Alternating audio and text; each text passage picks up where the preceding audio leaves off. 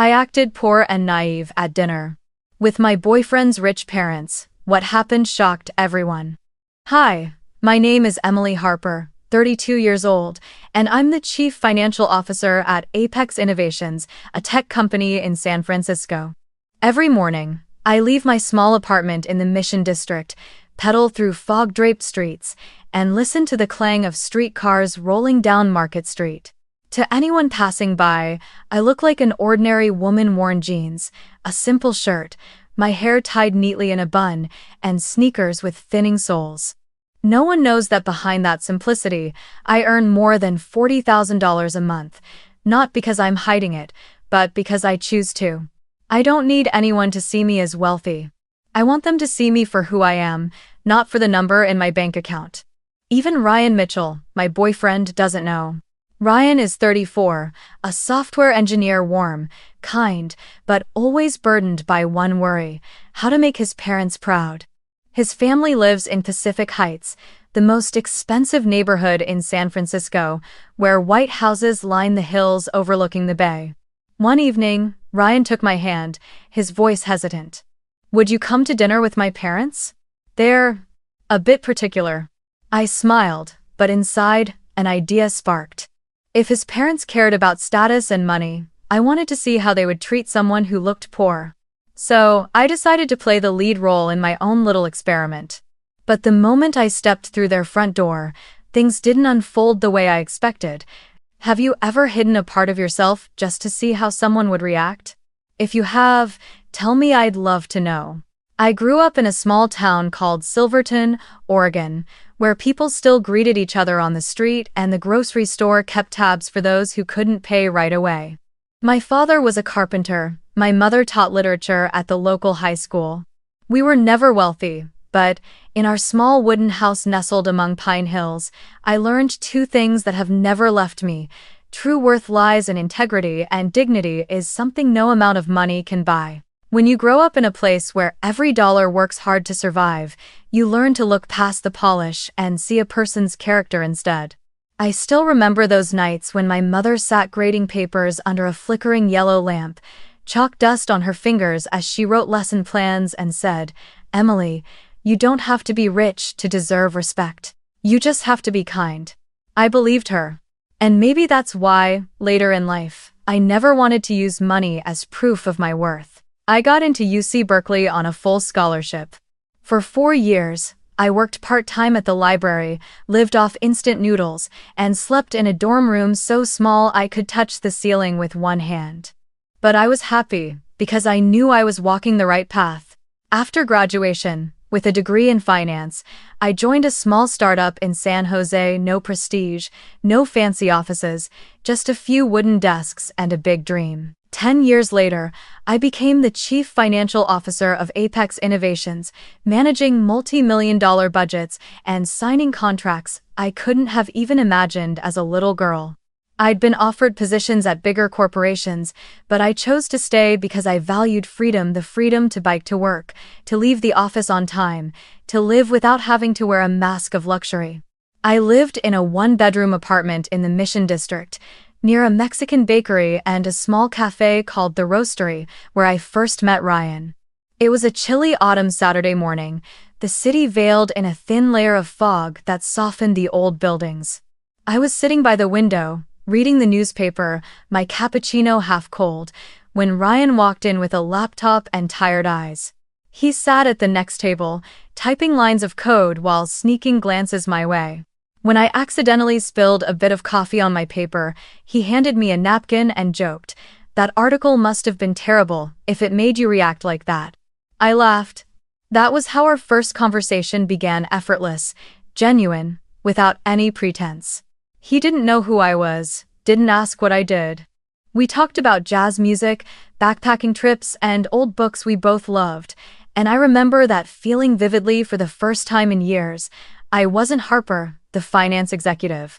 I was just a woman, sitting in a cafe, talking to a man who made me feel safe. We started dating 6 months later. Ryan was the kind of man who made you feel at ease. He always held the car door open for me, always remembered to bring an extra jacket when it was cold.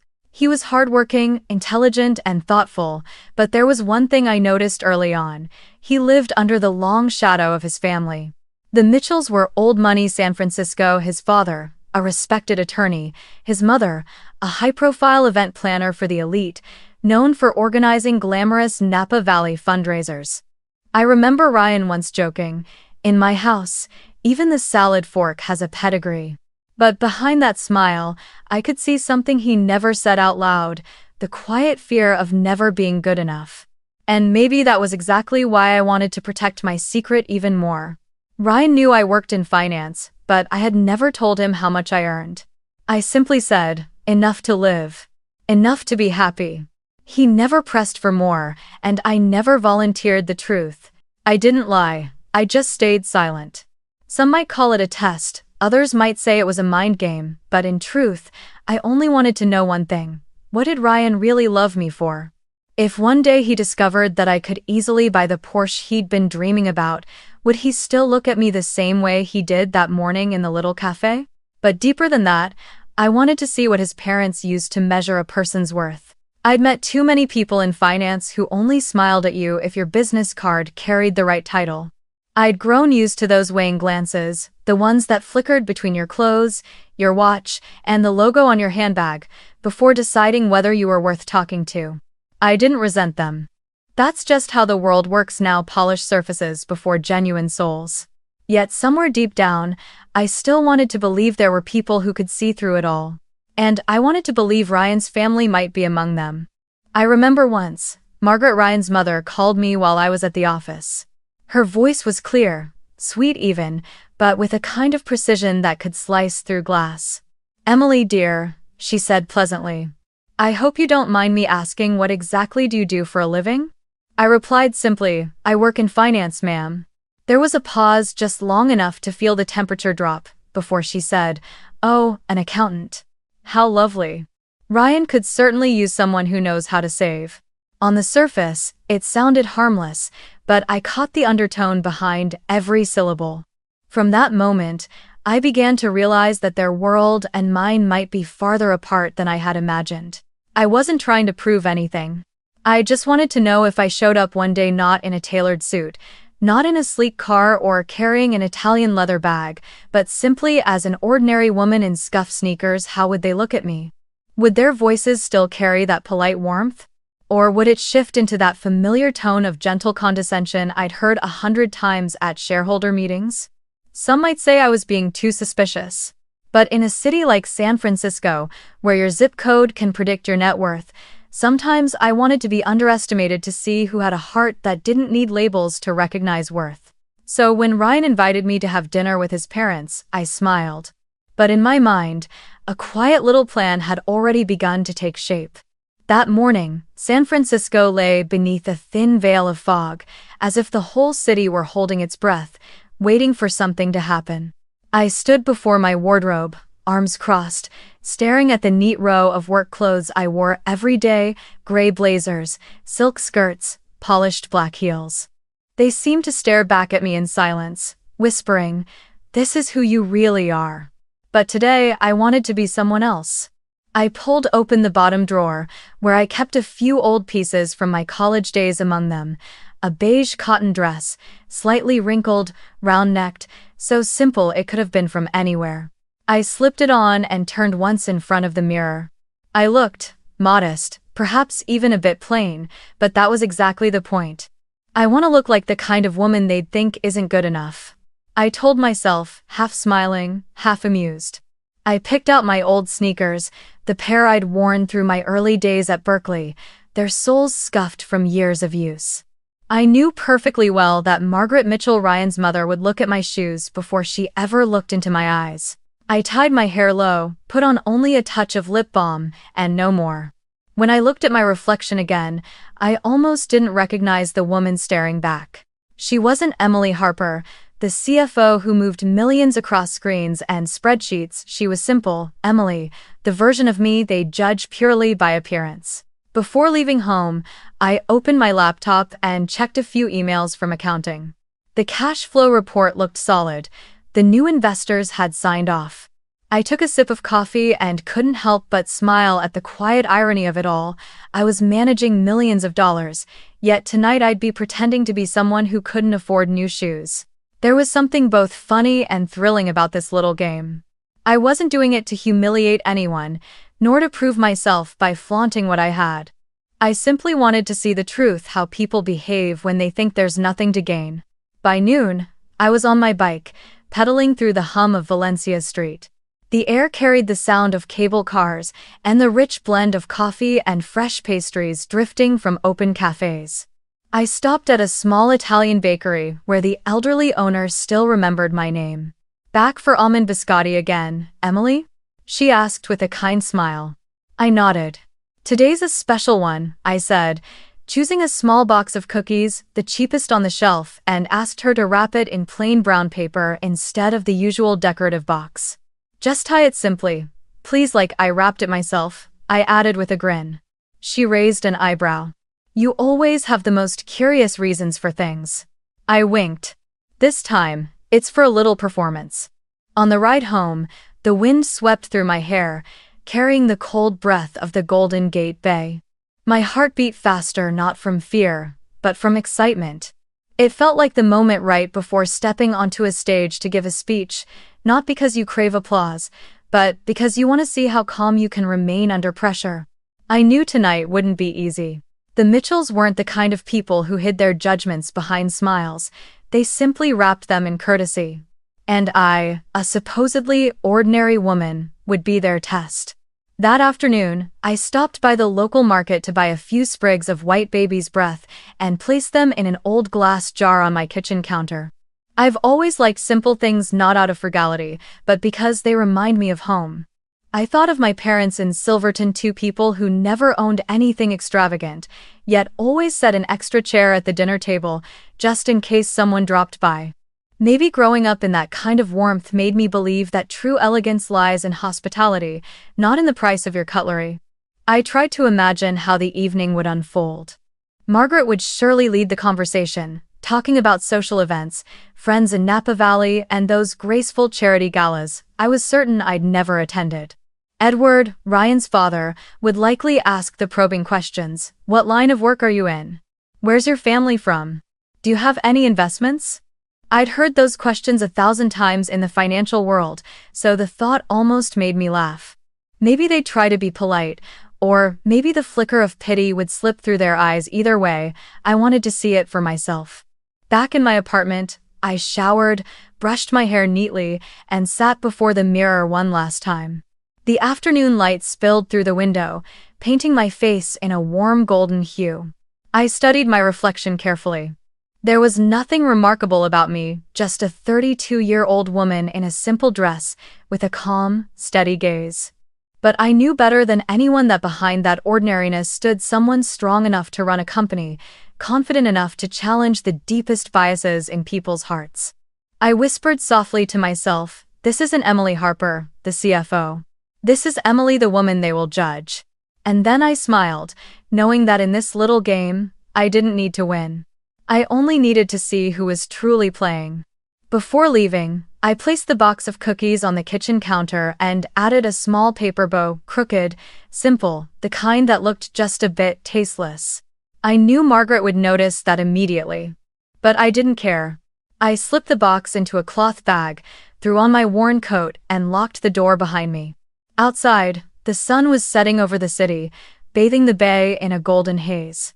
As I crossed the Mission Bridge, the wind brushed against my ears, sharp and cold, and for a moment I felt both nervous and strangely light. Maybe tonight would turn out to be a terrible dinner, but it would give me the one answer I'd been searching for all along. Did the people living in that elegant house truly understand the value of a person or only the value of possessions? I didn't carry much expectation with me, only a quiet curiosity and, perhaps, a touch of mischief. Maybe part of me wanted to see their faces if the poor girl turned out to be the one who controlled the budget of an entire company. But more than that, I wanted to see where Ryan would stand. Because sometimes, it only takes one dinner to reveal who truly belongs with you and who only loves the version of you they've chosen to believe in. By late afternoon, Fog from the Golden Gate drifted over the hills of Pacific Heights, wrapping the neighborhood in a pale silver hue. When the taxi stopped by the curb, I took a deep breath. In front of me stood the Mitchell residence, a 3-story white mansion with black iron gates, curved balconies, and tall glass windows reflecting the dying light. The faint scent of lavender floated in the air, mingled with the distant sound of piano music, creating an atmosphere of luxury tinged with distance. I looked down at myself, a slightly wrinkled cotton dress, old sneakers, a small brown paper-wrapped box of cookies in my hands. I smiled under my breath. In this world, I really was an actress stepping onto a stage without a script. The gate opened automatically after I pressed the bell. The door swung open to reveal Margaret Mitchell, Ryan's mother. She looked to be in her early 50s, tall, with softly curled blonde hair and a string of pearls glowing faintly under the entryway light. She smiled the kind of perfect smile that seemed rehearsed in front of a mirror, but her eyes scanned over me in a single swift motion before settling on the box in my hands. "Oh, what have you brought there?" she asked, her tone light but edged with something unspoken. "Just some homemade cookies," I replied, even though they were store-bought. "How sweet," she said, her lips curving slightly as she turned to call someone inside the house. Edward Mitchell, Ryan's father, appeared a moment later. He wore a white shirt under a V-neck sweater, looking as though he had stepped straight out of a magazine for successful attorneys. When he shook my hand, it was firm enough to assert authority but cool enough to discourage warmth. "Pleasure to meet you, Emily. Ryan tells me you work in finance?" I nodded politely. "Yes, sir. I work at Apex Innovations." "Apex? He repeated, drawing out the syllables. "That sounds modern." His tone carried the faintest trace of curiosity or perhaps skepticism, as though he were waiting for me to elaborate, to drop the name of a CEO or a Fortune 500 partner. I only smiled. "Yes, just a small company," I said lightly. Ryan joined us then, gently placing his hand on the small of my back, his smile betraying the tension he was trying to hide. "Mom, Dad, this is Emily." He turned to me, his eyes warm, though I could see a flicker of anxiety behind them. All afternoon, I had imagined this moment. And now that it was here, I felt strangely calm, almost detached like a scientist watching her own experiment unfold. The faint scent of expensive perfume lingered in the air, blending with the delicate clink of glassware coming from the dining room. Margaret led me through the living room. Everything in the house exuded quiet extravagance: polished hardwood floors, walls lined with abstract art, crystal vases holding white orchids, and a wine display arranged meticulously by vintage 2012, 2014, 2016, each bottle easily worth half a month's salary for most people. "This house was designed by Edward himself," she said with a proud smile. "He has such an impeccable eye for aesthetics, don't you think?" I nodded gently. "It's beautiful," I replied. Inwardly, I couldn't help thinking, and probably very expensive. Dinner was served in a grand dining room, a long table draped in white linen under a chandelier that scattered light like shattered glass. I sat beside Ryan, facing Margaret, with Edward at the head of the table. A housekeeper appeared with the first course: beet salad with goat cheese and roasted almonds, then slipped away without a sound. The atmosphere at first was perfectly polite, almost rehearsed, until Margaret began talking about their recent trip to Napa Valley. "We just got back last week," she said, her tone effortless, the kind of casual that comes only from wealth. "It's a wonderful resort, just the spa suite alone is over $2,000 a night. Edward says it's where he goes to recharge his creative energy." She laughed softly, swirling her wine glass as though it were part of a ritual. I took a sip of water and smiled. "That sounds lovely," I said. Edward continued, as if that had been his cue to begin the performance. "Margaret loves taking photos in elegant places," he said, his voice carrying the easy confidence of a man accustomed to admiration. "She has over 200 shots just from Lake Tahoe alone. The condo there, I bought it as an investment, has already doubled in value." I smiled politely. "Congratulations, that must have been a smart investment." "It's no 2. He nodded, a flicker of surprise crossing his face when I didn't ask for more details. Maybe they were used to people fawning, to guests flattering them with eager interest. But I wasn't one of those people. Margaret shifted the conversation to fashion. You know, she began, tilting her head with practiced grace, I've always believed the way one dresses says a great deal about who they are. You look very understated, Emily. It's rare to meet someone brave enough to embrace simplicity these days. Her tone was sweet, but I could feel the blade beneath the sugar. I met her gaze steadily and smiled. Thank you. I feel most comfortable when I'm myself. Margaret paused, her lips tightening ever so slightly. The smile on her face faltered for just a second before she recovered. Across the table, Ryan glanced at me, his eyes pleading silently, asking me not to push back. But I remained calm. Dinner went on, filled with stories that seemed to fascinate only them: charity galas with the mayor, friends working in European fashion houses, the son of an acquaintance who'd just been accepted to Stanford. I sat quietly, listening, smiling when appropriate, offering small replies to keep the politeness intact. I didn't feel small, just quietly amused. They were trying so hard to prove something, but to whom? To me or to themselves? When the housekeeper brought out the main course, lemon butter salmon with truffle mashed potatoes, Edward turned to me again. So, Emily, where do you live in the city? In the Mission District, I replied lightly. A small apartment near Valencia. His eyebrows rose slightly. Ah, that area is quite artistic. A lot of young people live there because the rent's cheaper. I smiled and nodded. That's true. I like it there, maybe because people don't seem to care much about status. Margaret tilted her head, a faint smirk tugging at the corner of her lips. How charming. When I was young, I enjoyed that kind of freedom too, until I realized that stability is the real happiness. I caught her meaning instantly.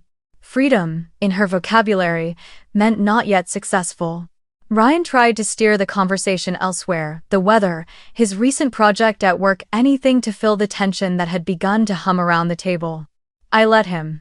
I could feel his anxiety spreading like ripples on water, but I wasn't angry. If anything, I felt a strange tenderness for him. He'd grown up in this house, shaped by its quiet rules and invisible hierarchies. Maybe he'd never seen anyone walk in here without trying to prove they belonged. As dinner neared its end, Margaret stood up and gracefully refilled my glass. Would you like to try this Cabernet? She asked. It's a 2010, quite rare. I shook my head gently. Thank you, but I don't drink unless I'm sure the bottle is worth it. She froze for half a second, then gave a polite little laugh, assuming I was joking. I smiled too. But inside, I knew the evening was only just beginning, and the truth I was about to witness would not leave anyone in that room entirely comfortable. The crystal chandelier above scattered cold light across the table, reflecting off the deep red wine in front of me like frozen drops of flame. Dinner seemed to have reached its natural conclusion, yet the air began to shift, carrying a faint metallic taste, sharp and artificial. Margaret leaned back slightly, her perfect smile unwavering, though her eyes had changed sharper now, probing. Emily, she said, her tone deliberately gentle, you mentioned you work in finance, didn't you? Could you tell us what exactly you do for a living? Her question floated out lightly, but I could hear the blade tucked behind every word. I set my fork down and looked up. Oh, just office work, I said casually. Enough to get by. Thanks for watching. Margaret nodded slowly, as though dissecting each syllable. I see. San Francisco can be quite expensive. Living in the Mission District must be challenging, isn't it? She turned to her husband, the corners of her mouth curling upward, though her tone carried that unmistakable trace of pity. Do you remember when Ryan lived there, dear? That tiny apartment with peeling walls and noisy neighbors? Edward chuckled faintly. Yes. I kept telling him to move back home, but he said he wanted to be independent.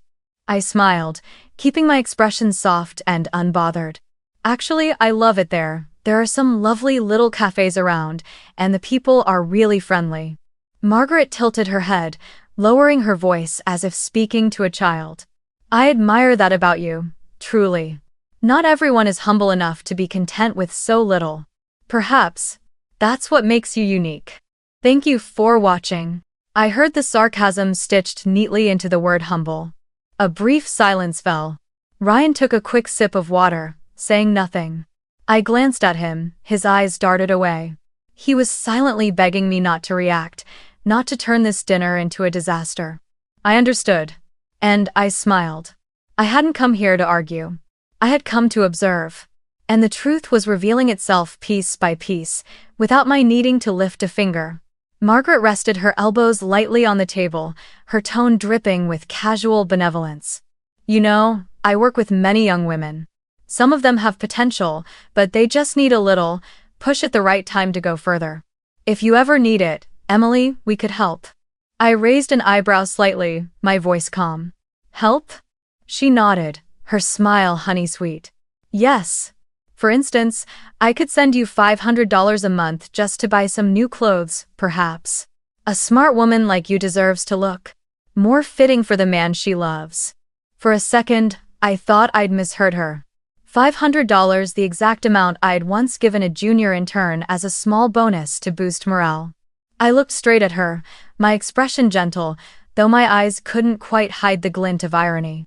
That's very kind of you, I said softly, my tone as light as a breeze, but I think I'm fine. I actually like my simple style. Thank you for watching. Margaret shrugged, her smile perfectly intact. Of course. I just think Ryan deserves to be with someone who fits the family's standards. You know how it is in this world, appearances say quite a lot. Her words landed on the table like a small pebble, but the echo of it rippled through the air. Edward nodded in agreement, his voice low and firm.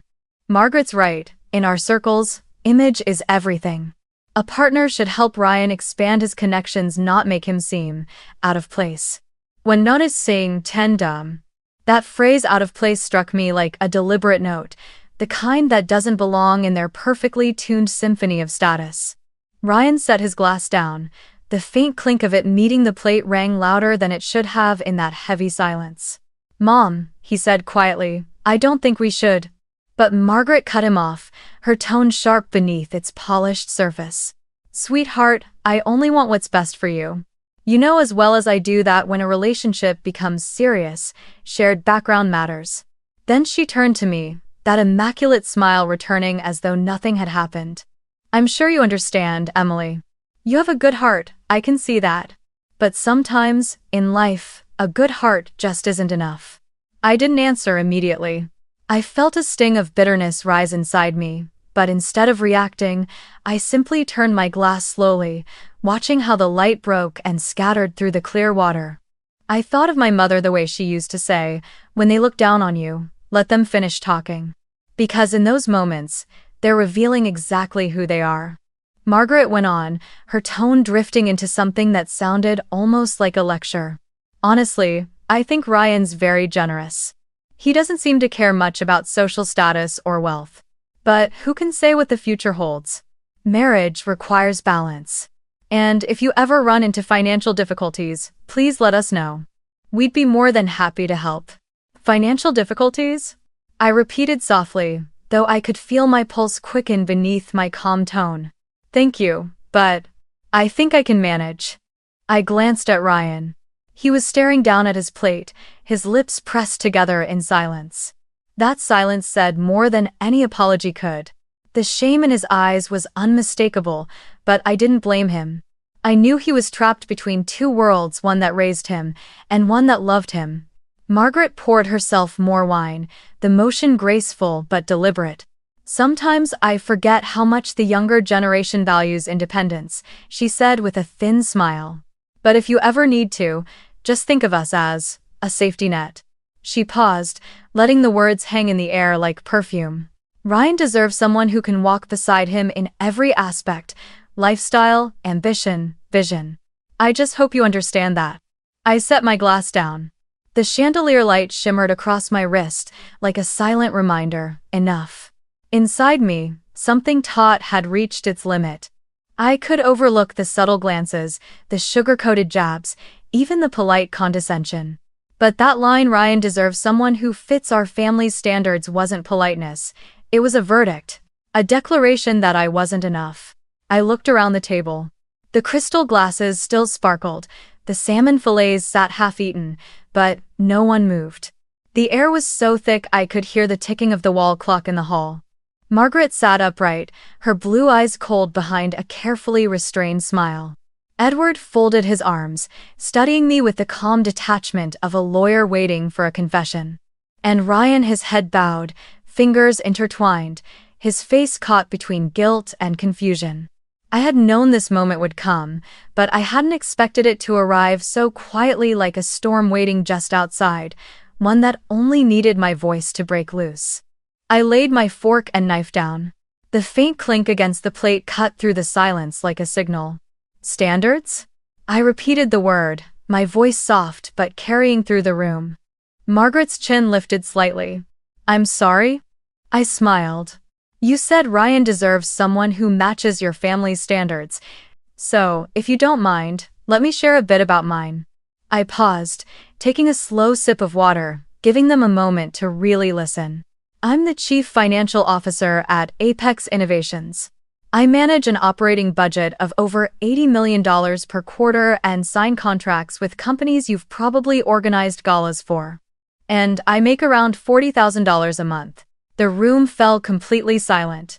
Margaret froze, her hand tightening around her wine glass, while Edward cleared his throat softly, struggling to regain composure. Ryan lifted his head, eyes wide first in shock, then slowly shifting into something between pride and regret. I kept my voice steady, even, not raised, not defensive. "I choose to live simply because I know real value has nothing to do with money. I live in the Mission District not because I can't afford better, but because I like waking up to the sound of street musicians and the smell of toasted bread from the corner bakery. I bike to work because I want to see the city with my own eyes, not through the window of a car." Margaret opened her mouth, her voice trembling slightly. You're joking, right?" I looked straight at her. "No. I never joke about this. I've worked for more than 10 years to earn the position I have, not because I needed to prove anything to anyone, but because I believe in my own effort." I tilted my head, smiling faintly, my tone still gentle, though my words cut clean as glass. "And tonight, I didn't come here seeking anyone's approval. I just wanted to know, when people like you talk about standards, do they have enough of their own to respect others?" Margaret set her glass down, lips parting, but no words came out. Edward dabbed his forehead with a napkin, trying to recover his composure. "You may have misunderstood us," he said slowly, cautiously. "We only meant—" I interrupted softly. "I understand perfectly. In fact, I understood the moment Margaret looked at my worn shoes before she looked me in the eye." Ryan placed his hand flat on the table, his voice hoarse. "Emily, why didn't you tell me?" I looked at him and smiled gently. "Because I needed to know which version of me you loved, the real Emily, or the Emily you thought needed saving." He dropped his gaze again, saying nothing. In that moment, I didn't feel anger, only a strange, liberating calm. Turning back to Margaret, I spoke evenly. "You were right about one thing. Ryan does deserve someone who fits him. But compatibility isn't about status or wealth, it's about respect. And tonight, I think I finally understand who in this room truly has it. And how, and Istar.Mindau." Margaret blinked, color rising to her cheeks. You're not at all what I expected." I smiled. "I know, just as your standards aren't what I expected, either." Then I reached into my bag, pulled out a silver company card, and set it on the table. "Thank you for dinner, though. But I think tonight, I should be the one treating." I slid the card toward her. "Send the bill to Apex Innovations. The finance department will handle it. Consider it a small lesson in humility." Right main sinking in Telplane. "Emily, you don't have to," Ryan began, his voice low and pleading. I turned to him, my smile unchanged. "Yes, I do. I don't want them thinking I only know how to receive." Margaret stared at the silver card, as if it were something foreign, her hands trembling ever so slightly. Edward tried to laugh it off. No, we can't possibly let you." "It's fine. I interrupted gently. After all, everyone here seemed to think I might need a little financial help. I'm just returning the favor in my own way. I rose from my chair. The wooden legs scraped softly against the polished floor, the sound slicing through the suffocating quiet of the room. Picking up the half-open box of cookies, I glanced around one last time. I brought these because I thought we'd share a pleasant evening, I said, my tone light as air. But I think the lesson we've all learned tonight is far more valuable than anything on this table. Then I turned to Ryan. I don't regret coming here. At least now I know what truly matters to me. I walked away from the dining table, down the long hallway lined with framed family photos, Ryan as a boy in uniform, Margaret smiling radiantly at some party, Edward shaking hands with someone at an awards ceremony. Every image was flawless, curated, sterile. When I opened the front door, the cold air from the bay swept in, carrying the scent of salt and fog. I took a deep breath, feeling as though I was washing the heaviness of that house off my skin. Behind me, I heard Ryan call softly, "Emily." But I didn't turn around. I just said, clearly enough for him to hear, "When you're ready to see me as a person, not as a test of your loyalty, then I'll listen." Outside, the San Francisco night was sharp and cold, city lights stretching across the damp streets like ribbons of gold. The skyscrapers in the distance shimmered, magnificent and lonely. My heart beat steady, not from anger, but from freedom. For the first time in months, I felt like I could breathe again. Through the mist, I heard the faint clang of a streetcar bell, the sound of this city I loved, unpolished, honest, and alive. I smiled. In a world where people measure each other by standards, maybe the only one worth keeping is knowing exactly who you are and never letting anyone else define it for you. I walked down Powell Street, the wind from the bay biting at my hands until they stung. The city that night felt freshly washed after the rain. The streetlights reflected on the slick pavement, the hum of cable cars mingled with the wind and the rhythm of passing footsteps. I didn't hurry home. I just walked slowly, listening to the steady beat of my own heart beneath the familiar sounds of the city. Everything had happened so quickly, and now, standing outside that immaculate house, the wave of emotion finally caught up to me. I wondered if I had gone too far, if I should have held my tongue instead of saying it all in front of his parents, people who probably hadn't been publicly challenged in their entire lives. And more than that, had I humiliated Ryan? A part of me knew the answer was yes. Yes, I had embarrassed Ryan. But the steadier, calmer part of me whispered back, "No, Emily. You didn't humiliate anyone, you simply stood up for yourself." I stopped at the edge of the sidewalk, in front of an old bookstore whose lights were still on. Through the glass, I could see a middle-aged woman stacking piles of classic novels, one by one. The sight made me think of my mother, of the way she used to say, "When you stay silent in the face of disrespect, you're teaching them they have the right to do it again." Maybe tonight was simply the night I chose not to stay silent anymore. I could still remember the look in Margaret's eyes when she said it. Ryan deserves someone who matches our family's standards. I'd seen that look before. The first time was right after college, when I applied for a position at a major investment firm in San Jose. They had glanced at my transcript, my full scholarship, my references, and then their eyes dropped to my shoes. The same pair I'd bought secondhand from a thrift store near campus. The HR director smiled politely and said, "You're very capable, but your presentation doesn't quite fit the image we're looking for." I still remember smiling back, thanking her, and walking out into the rain. Years later, that same firm called me asking for financial consulting. Life, I realized, has a wonderfully ironic sense of humor. I kept walking through the fog-covered streets, past the quiet silhouettes of old buildings and a group of college kids laughing outside a late-night taco stand. Their laughter echoed down the block loud, carefree, unfiltered. For a brief moment, I felt small, even a little lonely in the middle of this sprawling city night. But beneath that loneliness was something else: freedom. Freedom from judgmental eyes. Freedom from the endless standards people use to measure worth. An Uber pulled up beside the curb. The window rolled down, and the driver, an elderly man with silver hair and kind eyes, leaned out slightly. "Need a ride, miss?" he asked, his voice carrying a soft Italian lilt. I started to say no, but the cold wind slipped beneath my collar, and I nodded instead. As the car rolled forward, he glanced at me in the rearview mirror. You okay? You look like someone who just won a fight. I let out a quiet laugh, one that felt real for the first time in hours. Not a fight, I said. More like, I found myself again. He smiled, nodding. That's the biggest victory there is, ragazza. We drove the rest of the way in silence, save for the gentle hum of an old jazz tune playing on the radio. When the car stopped in front of my small apartment, I paid him, and he turned to me once more. You've got the eyes of someone who just walked out of an invisible prison, he said softly. Keep that light, eh? I thanked him, then watched as his car disappeared into the mist. His words lingered, echoing in my mind, an invisible prison. Yes, that was exactly what I had been living in. The prison of wanting to be accepted. The prison of needing to be seen as good enough. I walked up the stairs and opened the door to my apartment. The familiar scent of old wood and dried basil welcomed me home, warm and comforting in a way that felt almost human. I turned on the light, hung my coat, and poured myself a cup of hot tea. The soft yellow glow spread across the small room, everything simple, everything mine.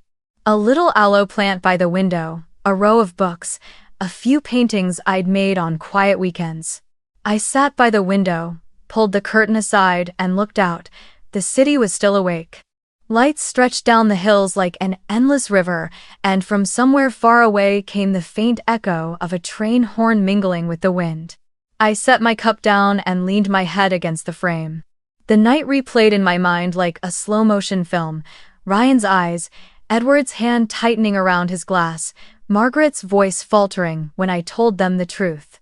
I didn't feel triumphant or proud, just clear. As if someone had lifted the curtain from a mirror, letting me finally see myself again. I had spent my whole life avoiding arrogance, so much that I sometimes forgot silence can be its own disguise. Maybe I hadn't hidden who I was out of humility, but out of fear that if someone knew, they'd love me for the wrong reason. I remembered a meeting at Apex last year. A new colleague had asked, Miss Harper, what's it like being the only woman on the executive board? I had smiled and said, like walking across a glass bridge in high heels, elegant, but you have to keep your balance. Everyone laughed, but I wasn't joking. As a woman, you learn to step lightly, to speak softly, to make yourself smaller so others don't feel threatened. Tonight, I no longer wanted to be small. The tea had gone cold, but I stayed where I was, watching the tiny dots of light outside the window. A couple walked by, hand in hand. A homeless man curled up by the corner under a flickering street lamp. I thought of Margaret, how she'd probably never walked these streets, never spoken to someone like the old driver tonight. She lived in a world wrapped in velvet, where anything that didn't shine was seen as a flaw. But me, I grew up among sawdust and the hum of power tools, surrounded by people who believed worth wasn't printed on a label. I didn't know what Ryan would say tomorrow, or if we even had a future after this. But I knew one thing for certain. Tonight, I hadn't betrayed myself. I didn't need their respect for my title or my salary. I just needed them to understand that I was never someone who needed to be helped. I watched the city lights shimmer beyond the window and whispered softly, almost like a promise to myself. Not everyone will see your worth, but that doesn't make it disappear. And for the first time in years, I felt peace. Not the kind that comes from winning, but the kind that comes from finally choosing to stand on your own side. The next morning, pale sunlight filtered through the thin curtains, pulling me out of a restless sleep. My phone rang. I glanced at the screen. Ryan. For a few seconds, I hesitated, then slid my thumb across the screen to answer. His voice came through low and rough, like someone who hadn't slept all night. Emily, I'm sorry, he said quickly, the words tumbling out honest, trembling, unguarded. I'm sorry I didn't stand up for you last night. I didn't know you were that strong. He stopped, took a shaky breath, as if trying to gather what was left of himself. I was scared. Scared of disappointing my parents. Scared of losing you. And in the end, I did both. I didn't speak for a moment. I could hear his uneven breathing mixed with the morning sounds of the city outside, car horns, early birds, life moving on as if nothing had happened. You don't need to apologize, I said quietly. Last night wasn't about fighting them. I just couldn't stay silent anymore. It's Darajit. Ryan exhaled, the sound heavy, weighted. After you left, my mom cried, he said, voice dropping. Dad didn't say a word. And I lost it. I told them they were wrong. That they treated you like you needed their approval to be worth something. My mom's never heard me talk to her like that before.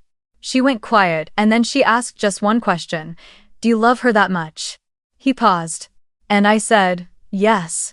But I'm not sure she wants to hear that anymore. Was no doubt.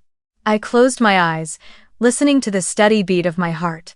There was something in his voice, a fragile honesty, threaded with guilt and sincerity that made it impossible for me to be angry anymore. Where are you? He asked softly. Can I see you? Just to talk. I glanced at the clock. 8:17 a.m. After a brief hesitation, I said, Golden Gate Park. The cafe by the lake. 1 hour. The morning wind at Golden Gate was brisk, carrying the salt and chill of the ocean. I sat at a wooden table outside, my hands wrapped around a cup of hot coffee, unsure of what I wanted to hear from him or what I wanted to say. When Ryan arrived, he looked exhausted, his coat wrinkled, dark circles under his eyes, but his gaze clear and direct. He slowed down as he spotted me, as though afraid that moving too quickly might break the moment apart. You came, he said softly, then sat down across from me. There was a long silence. Only the wind spoke, whispering through the eucalyptus trees nearby. Finally, he began, his voice quieter now, steadier. I grew up in a family where everything revolved around appearances. Don't embarrass us, that was the phrase I heard the most. From the time I was little, I was taught that everything I did reflected on the family. So, when I fell in love with you, I carried that fear that if you didn't fit their mold, they wouldn't accept you. I thought I could balance both worlds, but last night.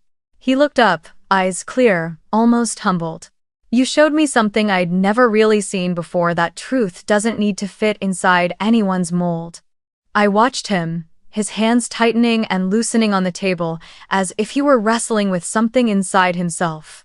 I don't blame you, I said slowly. I understand that you wanted peace. But peace doesn't exist if it's built on someone else having to shrink just to fit another person's mold. I paused, my gaze softening. You don't have to be perfect, Ryan. You just have to see me, really see me. He lowered his head, his voice roughened.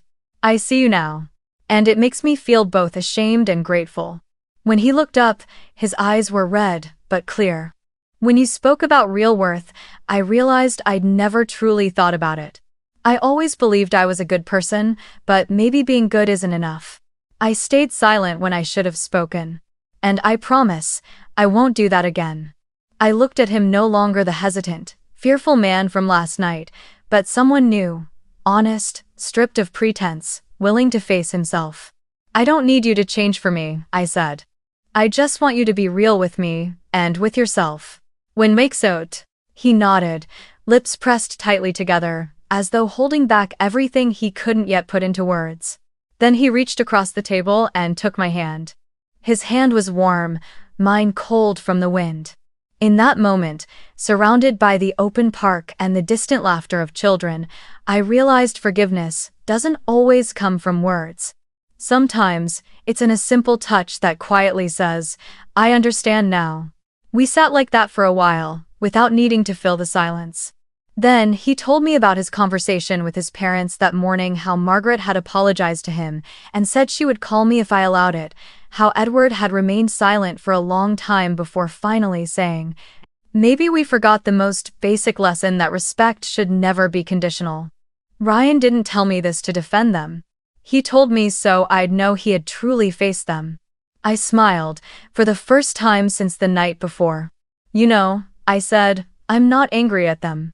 I'm just sad that people so intelligent could forget something so simple, kindness. He nodded faintly, his eyes distant.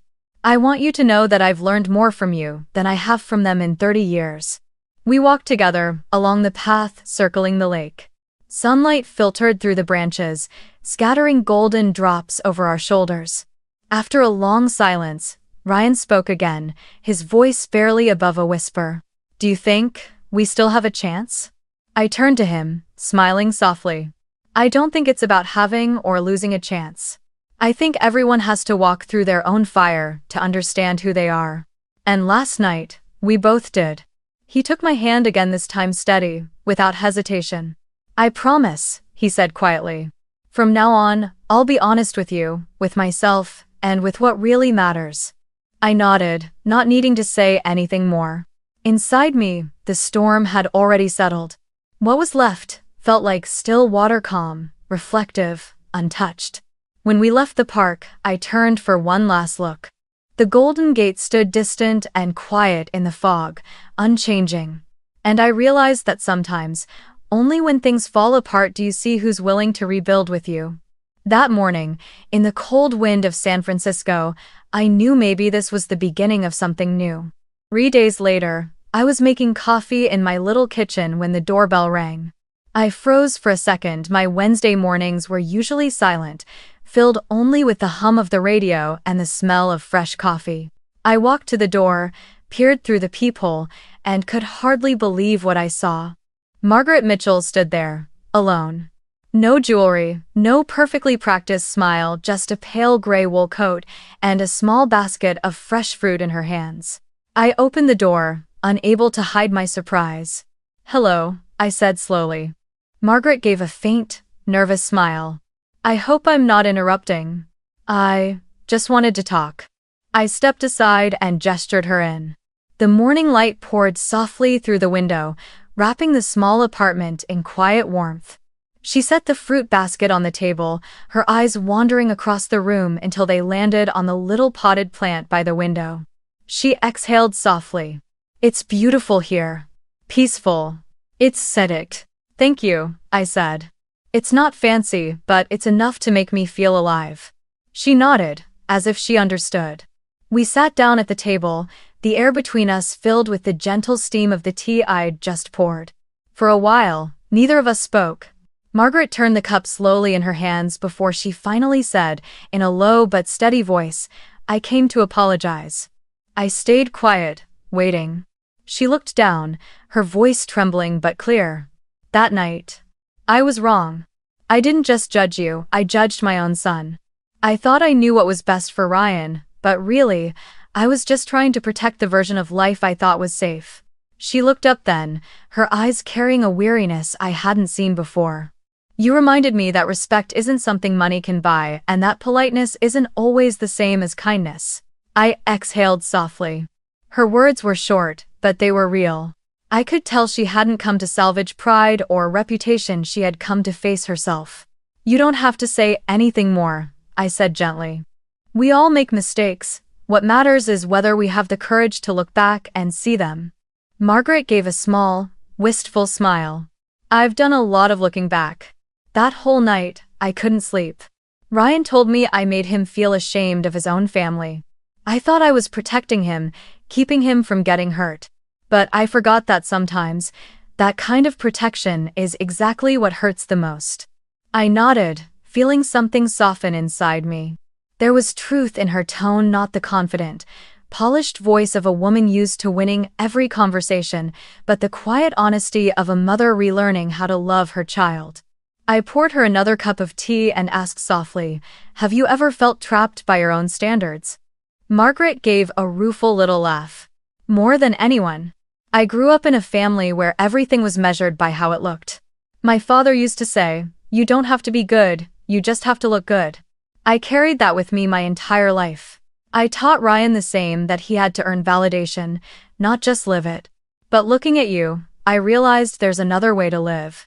Thanks for watching. Inda started. Her eyes drifted around my apartment again, finally landing on the photo of my parents in Silverton standing in front of their workshop, clothes dusty with sawdust, but smiling wide and bright. "They look happy," she said softly. "They are," I nodded. "Because they know what matters. Not what they have, but who they've become." I paused, then added slowly, Living simply doesn't mean living without. It just means choosing what's worth keeping and being brave enough to let go of everything else. Margaret was quiet for a long moment. When she finally looked up, her eyes were glistening. "Thank you," she said, her voice unsteady. "I used to think I'd taught Ryan everything he needed to know. But now I see, you're the one who reminded me of what I'd forgotten." I smiled, shaking my head. None of us can teach each other completely. We just help one another remember what got lost along the way. We talked for a while after that about work, about the city. I told her about my morning rides across the bridge, about how my team at Apex was organizing a charity run for underprivileged kids in Oakland. Margaret listened closely, her expression softer than I'd ever seen it. Then she smiled a small, almost shy smile. "I've been part of so many charity galas," she said. "Events where people spend thousands just to have their photos in magazines. But what you're doing, it feels more real." For the first time, I saw something genuine in her eyes. She hesitated, then asked quietly, "Would it be all right if I joined you?" Not as Margaret Mitchell, the event planner. Just as someone who wants to do something good. I looked at her and nodded softly. "Of course. You can come with me. This Sunday, 6 in the morning. No photographers, no sponsors, just muddy shoes, and a few cups of hot coffee afterward." Margaret laughed, and for the first time, it sounded genuine. "That sounds perfect." Sunday morning arrived clear and cold. Margaret showed up right on time, dressed in simple workout clothes, her hair tied neatly back. As she pinned her small race number to her shirt, she smiled and said, "First time I've ever done something without a sponsor's logo on it. We serve Candidatements." I laughed, and together we started jogging slowly around the park. When we passed a group of kids laughing near the sidelines, Margaret turned to me, her cheeks flushed from the wind, her eyes light in a way I'd never seen before. "I can't remember the last time I felt this happy," she said. I nodded. Sometimes it takes shedding the polished layers to finally feel free. After we finished the run, we sat together on the grass, hands wrapped around steaming cups of coffee. Margaret looked around at the strangers chatting, at the laughter floating through the cold morning air, and said quietly, "Thank you, Emily. Not just for forgiving me, but for reminding me of the simplest truth. Respect isn't about money. It's about how we choose to see people." I smiled. "And thank you for daring to change. Not everyone does." When she left, I watched her walk away, her figure blending into the flow of the crowd. My heart felt strangely warm. The old anger had dissolved into the sunlight, and I realized that some encounters don't end with an apology, they end with transformation. And sometimes, that's the only way to begin again, not just between two people, but between two worlds that once seemed impossible to reconcile. In the days that followed, life gradually returned to its rhythm, but something within me had shifted. Everything still moved as it always had, the morning fog rolling in, the clang of the streetcars, the scent of coffee drifting from corner cafes, yet I saw it all differently. I no longer felt the need to prove anything. I understood now that the little experiment I'd started the night I decided to act like someone else was never really about testing others. It was about finding my way back to myself. One morning, while sitting in a conference room at Apex Innovations, watching the rain slide down the glass windows onto the street below, an idea came to me.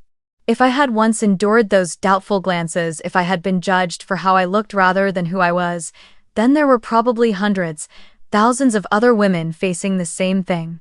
And maybe they needed someone to tell them that they were enough, even when the world kept insisting they weren't. That was how Her Worth Project began, a small initiative within the company, a series of workshops for young women in tech and finance. Once a month, we gathered not to talk about career paths or professional skills, but about belief and self-worth. At the first session, I stood before 12 women, some fresh out of college, others already worn down by the pressure of corporate life, and I spoke in my own voice. No notes, no rehearsed speech. I used to think my worth was measured by my title or the numbers on my paycheck. But I realized something: if you let others define your value, you'll have to keep changing it every time they change the rules. One day, they'll say you're not enough, the next they'll say you're too much. Don't play that game. Your true worth lies in how you live. how you treat yourself. Don't let anyone define you by what you own. When I finished, the room was quiet for a moment. Then, one young woman stood up, her eyes glistening. My boss once told me I didn't look like a leader. But after hearing you, I think, maybe I don't need to look like anyone else anymore. The room burst into gentle laughter, followed by applause. And in that moment, I knew what I was doing mattered. From then on, we met every month. Some women shared stories of turning down proposals because they feared losing themselves in someone else's dream. Others talked about finally wearing clothes that made them feel confident, not just corporate appropriate. I didn't teach much, I mostly listened and shared my own mistakes. Because sometimes, strength doesn't come from standing taller than others, but from daring to sit beside them. Ryan often helped me set up the room. He'd hang the banner, arrange the chairs, brew the coffee, and sit quietly in the corner, watching. Once, I teased him, "Don't you get tired of hearing me talk more here than I do at home?" He laughed, handing me a latte. "No. I'm proud of you. You're not just talking to them, you're talking to the part of yourself that once needed to hear this." We kept volunteering together on weekends. It was Ryan's idea to join a community kitchen in the Tenderloin district. Every Saturday afternoon, we worked alongside other volunteers, preparing meals for the homeless. I stood beside him, chopping vegetables, portioning food, listening to the small stories of people the world had long forgotten. One man, an older black gentleman with salt and pepper hair, took the bowl of hot soup from my hands and said, "Thank you, not for the food. For the way you looked at me." That sentence stayed with me for a long time like a quiet echo in my chest. Then one day, during the 5th Her Worth project session, I met Lena, a young woman of about 25, an intern in the financial analysis department. She arrived late, her shirt slightly wrinkled, her face weary. When I asked if she was all right, she whispered, "I almost didn't come. Yesterday, my boss told me I don't look professional enough." And I thought, maybe he's right. If you start of minus side. I looked at her and saw my younger self, the girl in second-hand shoes, standing in a polished room, being measured by everything except her worth. After the session, I asked her to stay. We sat on the balcony overlooking the city, sharing a pot of tea. I told her my story about that evening in Pacific Heights, about pretending to be poor, just to see who would still treat me with respect. Lena laughed through her tears. "Maybe I don't need to pretend anything," she said quietly. "Maybe I just need to believe I deserve to be here." I reached out, touching her hand lightly. "Exactly. Don't ever let anyone convince you otherwise." 2 months later, Lena sent me an email. She'd just been promoted to a full-time position. The last line read, "Thank you for seeing me when I couldn't yet see myself." In Listow, I reread that line over and over, and for the first time, I understood something deeply, that every hurt I'd endured, every unfair moment, every night spent doubting my own worth had led me here, to this, to helping someone else find their own reflection. That night, Ryan and I walked across the Golden Gate Bridge. The air was cold, the wind whipping through my hair, the city lights behind us glowing like a sea of stars. Ryan took my hand and said softly, "I think you were born to do this, Emily." I smiled. "No. I'm just living what my mother taught me: never let anyone make you smaller." He laughed, tightening his grip around my hand as we kept walking into the light and the wind. I looked out over the water and saw the silver-tipped waves drifting beneath the moonlight. It struck me, then maybe we're all like those waves.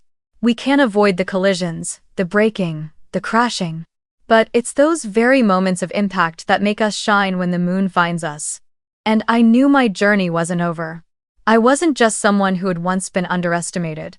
I was someone who had chosen to rise, to speak, and to share what I'd learned along the way. In the cold San Francisco wind that night, I whispered softly to myself, "Strength doesn't come from proving you're better than anyone else. It comes from knowing exactly who you are and staying kind, even when the world isn't." Our commentator. Each of us has a story, sometimes light as a breeze, sometimes heavy as the sky itself. I tell mine not to prove a point, but to remind you, never let anyone make you feel small. No matter their power, wealth, or reputation, they cannot define your worth unless you let them. There's a quote I carry with me always: simplicity is the ultimate sophistication. Leonardo da Vinci. To live simply isn't to give up, it's to hold on to what truly matters: compassion, integrity, and genuine love. Because in the end, those are the things that make us free. If this story touched something in you, click like so I'll know you're still listening, and subscribe so we can keep walking this journey of rediscovering self-worth together. Tell me in the comments, what makes you feel rich in spirit? I would truly love to hear your story. As for me, I still ride my bike up the hills of San Francisco every morning, the wind tossing my hair, sunlight glinting across the bay beneath the Golden Gate. And I smile, because I finally understand, being rich isn't about what we own, it's about what we bring into the world.